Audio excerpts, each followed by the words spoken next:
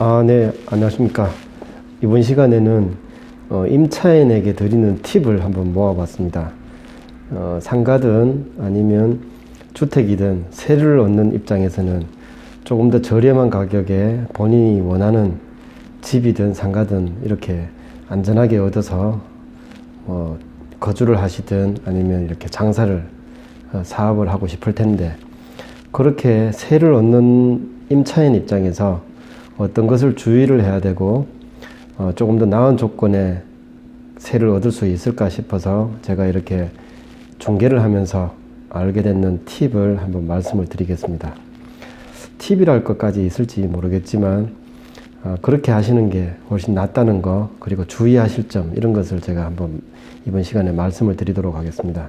본인이 원하는 이제 지역이나 아니면 이래 집이라든지 어떤 이제 구역, 동네라도 정해진다면 그 중에 대충의 원하는 집이나 집의 범위, 아니면 이렇게 원하는 가격대가 대충은 나올 것인데, 그 안에서 어떤 것을 고를 것인가 이렇게 고민을 하게 되어 있습니다. 우선은 첫 번째, 계약이 있게 되면, 계약은 될 수 있으면 아니면 반드시 중개사무실과 하는 게 낫습니다. 본인이 직접 어떤 이제 집 주인이나 건물의 주인과 계약을 하게 되면 그 조건이 상당히 괜찮아 보일지라도 결국은 제가 이때까지 경험을 해보니까 조금 더 이렇게 높은 가격으로 계약을 하는 경우가 많습니다. 그리고 그 동네의 시세나 아니면 그 보통의 그 시장 안에서 주어지는 다른 혜택 같은 것을 조금이라도 못 누리게 될 가능성이 있습니다. 그래서 그 지역을 잘 알고 있는 중개사무실을 이용을 한다면 본인에게 그렇게 불리한 상황은 오지 않는다고 보시면 좋겠습니다. 그리고 실제 그 중개사무실에 지불해야 되는 중개수수료는 임차인 입장에서는 대개 적은 금액이라고 생각을 하시면 좋겠습니다. 그렇게 많지 않은 금액을 주고 충분히 괜찮은 계약을 이끌어낼 수가 있다고 확신을 하셔도 괜찮습니다. 그리고 그 중개업소는 등록이 되었고 실제 공인중개사가 근무를 하고 있는 중개업소라면 모든 것이 괜찮은 상황이라고 생각을 하시면 좋겠습니다. 그리고 두 번째로 중개사무실에 의뢰를 하시더라도 여러 군데 어떤 집을 아니면 어떤 상가를 얻기 위해서 여러 군데 의뢰를 하는 것은 그 가격을 얻으려는 그 집이나 상가의 가격을 올리는 행위가 될 수가 있습니다. 왜냐하면 집주인 아니면 상가의 주인 입장에서는 어느 날 갑자기 여러 사람이 한꺼번에 자기 집이나 상가를 세를 얻기 위해서 흥정이 들어오게 됩니다. 그렇게 착각을 주게 되면 조금이라도 불리한 가격에 세를 얻을 수밖에 없습니다. 이런 것을 주의를 하셔야 되고, 그리고 이제 세 번째, 계약은 중개업소를 이용하든 아니면 할 수 없이 이제 본인이 직접 하더라도 등기부상의 소유자인가 그것을 필히 확인을 하셔야 되겠습니다. 경우에 따라서는 또 밀리듯이 아니면 이제 조금 이렇게 혹하는 그 주위 환경 때문에 그 사람이 소유자인가 본인인가 그런 것을 확인을 안 하고 송금을 하고 계약서를 쓰는 경우가 조금은 많은 것 같습니다. 그렇게 되면 나중에 얘기가 달라졌다, 그리고 실제 소유자가 아님으로 해서 여러 가지 일이 발생하게 되는데, 그것은 계약 직전이든 아니면 계약에 있어서 중개사무실을 이용을 한다면 본인이 맞는가, 그리고 계약금이 들어갈 때 본인의 계좌 앞으로 들어가는가를 필히 확인을 하시는 게 우선입니다. 이렇게 간단하게 임차인이 주의하셔야 될 세 가지를 말씀드렸는데, 그거 외에 제가 이제 임차인에게 조금의 이제 유리한 방향으로 어떤 것을 주의를 하셔야 되는지 한번 설명을 드리겠습니다. 우선 첫 번째로 아파트를 세를 얻을 때는 무엇을 주의를 하셔야 되는가? 일단은 아파트는 동이나 아니면 방향, 아니면 어떤 이제 아파트 단지가 정해져 있다면 거기에 어느 집을 얻는 게 좋은가, 아니면 새 얻는 입장에서 뭐 몇 층을 하면 좋겠다 이런 게 있겠지만, 새를 얻는 입장이라 보니까 매매를 하는 것보다는 조금 더 이렇게 편하게 쉽게 생각을 하셔도 좋을 것 같습니다. 그리고 그게 뭐 2년이든 4년이든 뭐 몇 년씩 이렇게 될지라도 실제 소유를 하고 있는 것보다는 부담이 덜하기 때문에 너무 많은 고민을 하시는 것은 뭐 생업이 있다면 거기에 지장을 초래할 것이고, 아니면 이제 비용으로 따지자면 그렇게 이렇게 좋은 상황이 안 될 수 있기 때문에 조금 이렇게 편한 상황으로 생각을 하시고 이렇게 선택을 빨리 하시는 게 좋을 것 같습니다.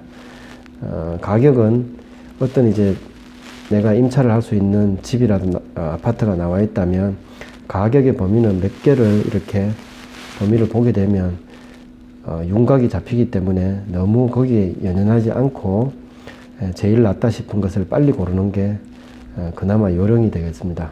그것을 몇 날 며칠 이렇게 고민을 하는 것은 크게 이제 정신적인 건강에 좋지는 않을 것 같습니다.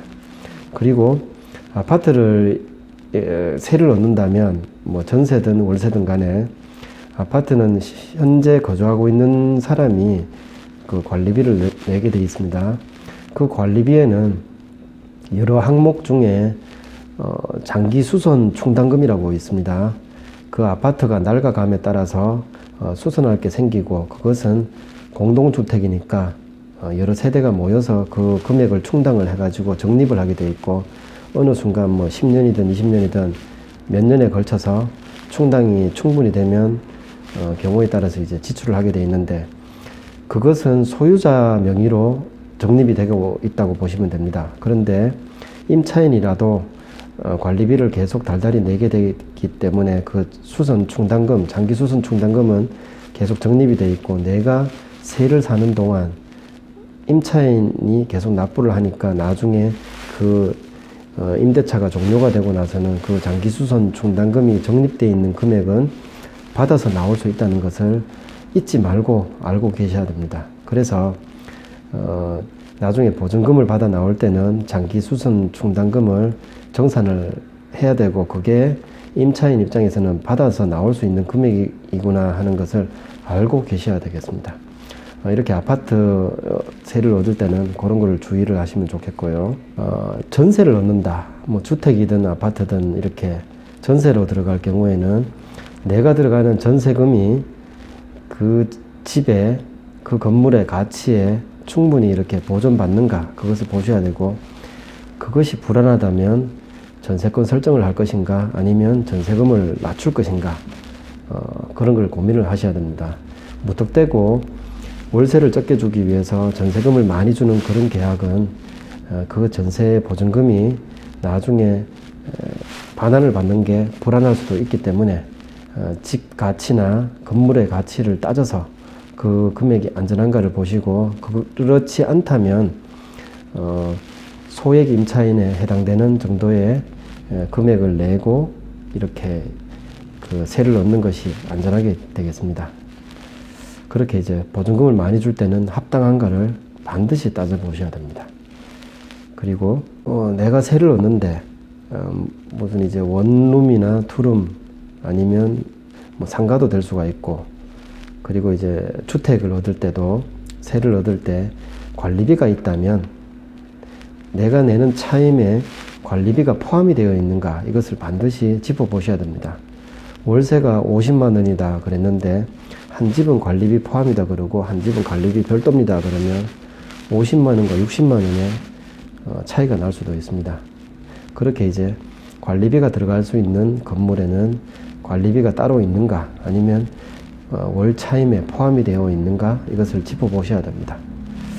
그리고 그 다음 주택을 얻게 될 경우에는 최고층이나 아니면 최고 저층, 뭐 1층부터 시작된다면 1층이 될 수가 있고, 필로티 구조라면 2층이나 3층, 이렇게 최저층은 우리나라처럼 이렇게 바닥 난방의 주택시설이라면 관리비가 조금 더 난방비가 올라간다고 생각을 하셔야 됩니다. 보통 중간에 끼어 있는 집보다는 뭐 저층이라면 뭐 거의 한 50% 이상 최고층이라면 30% 이상의 관리비, 그 난방비가 들어간다고 보시면 되겠습니다. 그것을 감안을 하시고 세를 넣는 것이 좋겠습니다. 그리고 보통 이제 월세를 얻다 보면 주택이든 아니면 상가도 될 수 있는데, 상가라면 별개인데 주택은 1년 단위로 계약을 하는 경우가 많습니다. 임차인 입장에서 1년이면 뭐 작을 수도 있고 클 수도 있는데, 그 1년 단위의 계약이 보통인데 나한테 불리한 것인가, 이렇게 한번 의문을 가져 보실 건데, 따져보자면 그렇게 불리하진 않습니다. 작은 단위로 계약을 해놔놓고 내가 필요할 때 빨리 계약을 종료하고 보증금을 받아서 이사를 갈 수가 있는데, 만약에 2년, 3년 이렇게 긴 단위로 하게 되면 그 기간 동안은 계약을 이행해야 된다는 좀 이렇게 부담이 생기죠. 주택을 얻을 때 1년 단위로 계약을 하더라도 실제 임차인 입장에서는 최소 단위 2년을 주장을 할 수가 있습니다. 그렇게 보면 임차인 입장에서는 1년 단위의 계약이 된다고 해서 나쁜 상황이라고 볼 수가 없습니다. 그래서 뭐 1년이면 괜찮구나 이렇게 생각을 하시는 게 낫겠습니다. 굳이 2년을 고집하지 않으셔도 그게 본인 임차인에게는 유리한 상황이구나 이렇게 생각을 하시면 좋겠습니다. 그리고 도시가스가 있는 집을 임차를 할 때 어떤 경우는 이제 뭐 중개를 통하지 않거나 아니면 중개사무소에서 미리 안내를 안 주시는 경우도 있는데, 도시가스는 그 전에 세입자가 빠지게 되면 그것을 잠그도록 되어 있습니다. 도시가스 회사에서 와가지고 집주인이 잠그는 게 아니고, 그러면 내가 임차인이 됐을 때 그 집에 이제 잔금을 치르고 어느 날 입주를 한다, 이럴 경우에 미리 하루 정도 전에는 도시가스 회사에 연락을 해서 내일 내가 이사를 하니까 가스를 열어주세요 이렇게 얘기를 해 놓는 게 맞습니다. 그것을 하지 않았을 경우, 지금처럼 이제 추운 겨울이라면 냉방에서 하루를 이렇게 묵게 될지도 모릅니다. 그러니까 도시가스가 있는 경우에는 집주인이나 내가 가스 밸브를 여는 것이 아니라는 것을 미리 알고 계셔서 가스 회사에 하루 전쯤에는 연락을 해 놓는 게 낫다는 것을 알고 계시는 게 낫겠습니다. 그리고 어떤 경우에 임차인이 쓰는 집인데 자동 열쇠, 자동 키로 이렇게 되어 있는 경우가 있습니다. 그런데 이제 비밀번호를 받아서 입주를 하는데 그것을 변경을 안 시키고 심지어 1년이 지났는데도 종전에 받았던 그 비밀번호를 유지를 하는 경우가 있기는 합니다. 그것은 안에 이제 물건을 조금이라도 두고 있다면 분실의 우려가 있습니다. 그러니까 자동키, 전자키일 경우에는 비밀번호를 필히 변경을 하시는 것을 잊지 않으시는 게 좋겠습니다.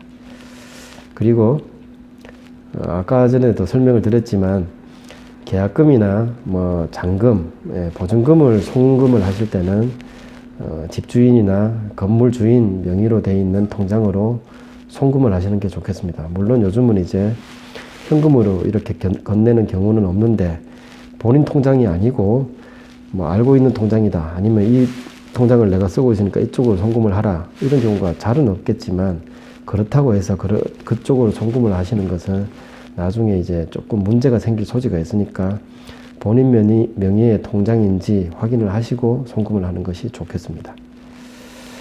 이렇게 보통의 임차인이 어떤 것을 좀 주의를 하셔야 되는가 이렇게 한번 말씀을 드렸고, 그 외에 제가 이렇게 중개를 하면서 이래 받게 되는 질문에 대해서 한번 답을 드리겠습니다. 첫 번째 질문, 계약기간, 임차인 입장에서 계약기간 만료 전에 이사를 해야 될 경우, 아니면 이렇게 짐을 빼야 되는 경우, 뭐 별다른 이제 요령이나 팁이 있을까요? 이렇게 물어오셨습니다.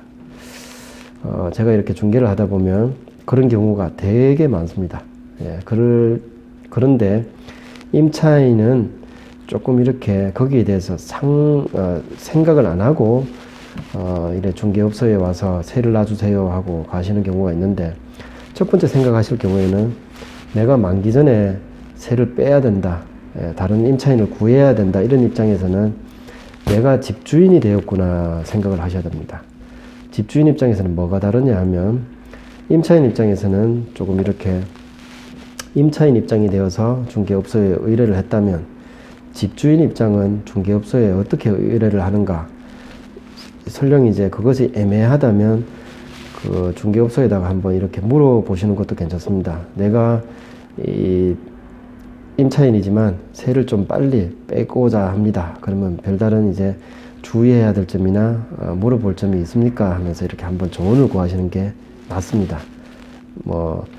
그리고 중개업소에서는 여러 군데 내놓으라는 얘기를 안 할 수도 있겠지만 한 군데보다는 몇 군데 같은 조건으로 의뢰를 하실 생각을 가져 놓는 게 낫습니다. 예, 일단은 중개업소에 집주인 입장에서 내놔야 되는 그런 팁이 있습니까? 한번 물어보시고 여러 군데 의뢰를 해 놓는 게 기본이다, 이렇게 생각을 하시면 좋겠습니다. 그리고 그 전에 임차인이지만 집주인에게 이런 의사가 있습니다. 이렇게 세를 내놔도 되겠습니까? 다른 사람을 찾아봐도 괜찮겠습니까? 하면서 한번 이렇게 의사를 확인을 해 보시는 것도 중요합니다.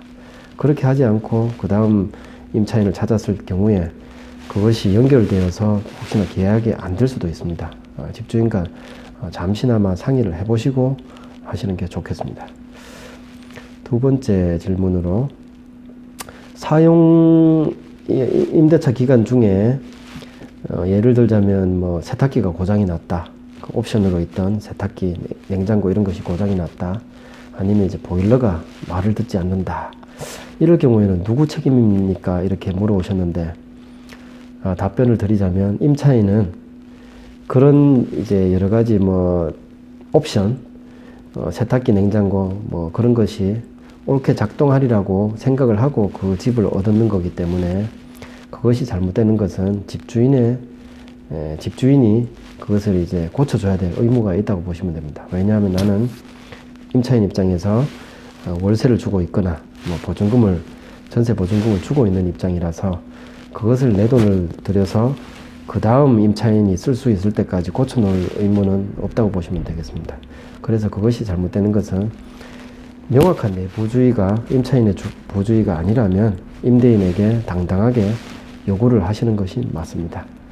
보일러가 고장이 나더라도 그렇게 하시면 되고, 등 같은 것은 등을 가는 것이 더 빠르다면 집주인에게 연락을 해서 그렇게 하는 것이 번거로울 수도 있으니까 1, 2만 원 밖에 안 든다면 내가 직접 할 수도 있지만, 그것 외에 어느 정도 이렇게 비용이 드는 것, 내구재가 잘못되었다면 그것을 연락을 하시는 게 좋겠습니다. 본인의 부주의가 아니라면. 세 번째 질문으로, 계약 기간을 연장하려면 계약서를 다시 써야 됩니까? 이렇게 물어보셨습니다. 원룸 같은 이제 작은 주택도 그렇고, 아니면 아파트도 그렇고, 아니면 상가를 세를 얻는 경우도 그렇고, 계약 기간을 연장을 하겠다, 갱신을 하겠다, 이럴 경우에는 계약서를 다시 쓰는 게 꼭 필요한가, 이렇게 질문을 해 오셨는데, 우선 이제 보증금의 변동이 없다면 일부러 계약서를 다시 쓰실 필요는 없습니다. 그것을 다시 쓰는 것도 이제 일단은 비용이 들거나 시간이 들 수가 있는데, 아니면 이렇게 또 당사자 간에 또 이렇게 연락을 해가 만나야 되고, 그게 아니라면 전화 통화라도 하셔가지고 더 있겠습니다, 더 있겠습니까, 이렇게 하는 것도 그렇게 나쁜 것은 아닙니다. 그런데 금액의 변동이 있거나 그럴 경우에는 기존의 계약서에다가 다시 첨가를 시킨다든지 몇 자 적어서 도장을 찍는다든지, 아니면 계약서를 별도로 다시 쓰는 것도 괜찮습니다. 그런데 그게 아니라면 굳이 그렇게 하지 않으셔도 통화 정도 해가지고 갱신이 되었습니다 하셔도 아무런 문제가 없습니다. 그리고 그런 이제 계약을 갱신하는 계약서를 쓴다고 해서 굳이 중개사무소를 통해야 된다는 그런 법도 없습니다. 당사자끼리 그전에는 중개사무소에서 썼지만 그 다음에 계약서를 다시 갱신하거나 다시 어떤 그 금액을 올리거나 이런 그 계약서를 쓰더라도 당사자 간에 직접 하셔도 상관은 없습니다. 비용을 아낄 수 있다면 그것도 나쁘지는 않습니다. 좀 조언을 얻는다든지, 아니면 이제 약간의 이렇게 팁 같은 걸 받기 위해서 중개사무소에 이렇게 의뢰를 한다든지 그런 것도 괜찮을 듯 합니다. 그리고 그 다음 질문으로, 만기가 도래했을 때 도배나 장판 정도는 도배나 장판을 임차인 입장에서 이렇게 많이 이렇게 뭐 5년이나 살다 보니까 더러워졌다, 조금 찢어졌다, 뭐 이런 것을 물어줘야 됩니까? 이렇게 질문을 해 오셨는데, 월세를 살고 계시다면 그렇게 더러워지는 거에 대해서 조금 이렇게 부담이 좀 덜 하실 것 같고, 전세를 살았는데 장판이 더러워졌다, 물어줘야 될까요? 내가 좀 찢어 놓은 게 있습니다. 물론 이제 그게 뭐 기간에 따라서는 1, 2년밖에 안 살았는데 조금 그렇게 됐다면 집주인 세를 줬는 입장에서는 좀 물어주세요, 이렇게 얘기를 하고 협의를 뭐 필요로 할 수도 있겠지만, 그럴 경우가 아니고 어느 정도 이제 상당한 기간을 살았다 그러면 그게 이제 보통의 사람이 살더라도 뭐 좀 때를 묻을 수도 있고, 뭐 가만히 두더라도 햇볕에 이래 도배지가 조금 이렇게 얼룩이 질 수도 있습니다. 그런 것을 집주인이 물어달라 하는 것은 타당치 않다고 보고, 그런데 이제 또 10년이나 살았는데 그것이 이제 더러워졌다고 물어달라는 것도 타당치 않습니다. 그런데 1년밖에 안 살았는데 보통의 집은 이렇게 멀쩡하게 있을 만한 시간 동안 내가 살았는 집이 많이 더러워졌다, 아니면 이제 애가 있어서 낙서를 했다, 아니면 관리를 잘못해서 뭐 이래 얼룩이 져버렸다, 이런 것은 조금 이제 일부분이라도 물어줄 소지가 있습니다. 그래서 결국은 당연히 물어줘야 되는 것은 아닌데, 합당한 이유나 상식적으로 생각을 해볼 때 그럴 만하다 하면 서로 협의를 거쳐서 적당하게 이렇게 그 협상을 하시는 게 보통이라고 보시면 되겠습니다. 그리고 5번째 질문으로 상가를 계약할 때 조금 이렇게 주의해야 할 점이 있습니까? 이렇게 물어보셨는데, 상가의 계약은 주택의 계약하고 조금 차이가 있습니다. 주택은 이제 일반적으로 많이 알고 있는데, 상가는 어떤 점을 조심을 해야 되는가? 우선은 상가는 거기서 이제 상업적인 활동이나 아니면 한정된 주택보다는 개수가 적은 거, 뭐 자리도 보고 들어갈 수가 있기 때문에, 아니면 권리금을 미리 내가 앞사람에게 주고도 들어갈 수 있는 상황이라서, 첫 번째 계약을 주의를 하실 점은, 내가 열심히 장사를 했다든지 그 자리를 이렇게 막 가치를 높였는 게 있을 수도 있기 때문에, 그 건물 주인하고는 나중에 권리금 문제, 아니면 권리금을 받고 그 다음 사람에게 넘겨줄 때 그런 문제가 없도록 집주인과 건물 주인과 협의가 되는 상태가 우선입니다. 그래서 권리금이나 뭐 시설비 이런 것을 건물 주인이 나중에 관여를 하지 않는다, 이런 조항을 필히 넣는 게 좋겠습니다, 계약서에다가. 그리고 2번째로 보증금을 이제 임차인 입장에서는 조금 적게 하는 것이 유리할 수가 있습니다. 보증금이 적으면 그 다음 사람에게 손을 넘길 때도 유리할 수가 있고, 그리고 월세에 비해서 보증금이 적다면 내가 혹시 뭐 장사를 못 해가지고 그 장사를 그만둬야 된다, 접어야 된다 할 때 안 되면 보증금을 삭감을 하면서 빨리 그만둘 수가 있는데, 보증금이 크면 클수록 임차인 입장에서는 그 사업을 접기가 힘들 수가 있습니다. 그래서 보증금이 적은 상황에서는 뭐 1년, 2년 갱신을 하는 거 임대차 보호법에 해당이 된다면 충분히 이끌어 나갈 수가 있습니다. 그 갱신을 해 나가면서. 그런데 보증금이 많아서 그것을 이제 나중에 쉽게 빠져나오지 못한다면, 그것은 이제 여러 가지 비용도 많이 들고 고통스러운 날들이 이어질 수가 있겠죠. 그래서 임차인 입장에서는 보증금이 생각보다, 아니면 보통의 경우보다 작은 것은 나쁘지 않다고 보시면 좋겠습니다. 이렇게 세를 얻을 때는 뭐 자리를 잘 보고 이런 것은 차치를 하고 간에 계약을 할 때 그런 것을 조금 주의를 하시면 좋겠습니다. 그리고 상가를 얻을 때 또 이제 3번째 주의를 하실 점이 있습니다. 원상 복구 조항, 이것은 이제 내가 처음 들어갈 때 그 상황인가, 아니면 그것보다 더 이전으로 이렇게 복구를 해야 되는가, 이런 것도 한번 짚어 보셔야 됩니다. 어떤 경우는 복구의 비용이, 원상 회복의 비용이 되게 이렇게 많은 금액이 잡혀서 상당히 나중에 내가 빠져나올 때 많은 이제 피해가 있을 수도 있습니다. 그래서 원상복구의 범위는 어디까지 할 것인가, 이것도 한번 이렇게 그 특별한 조항으로 이렇게 삽입을 해 놓든지 한번 짚어보시고 이렇게 계약을 하시는 게 좋겠습니다. 상가를 얻을 때는 그런 점을 주의를 하시면 좋을 것 같습니다.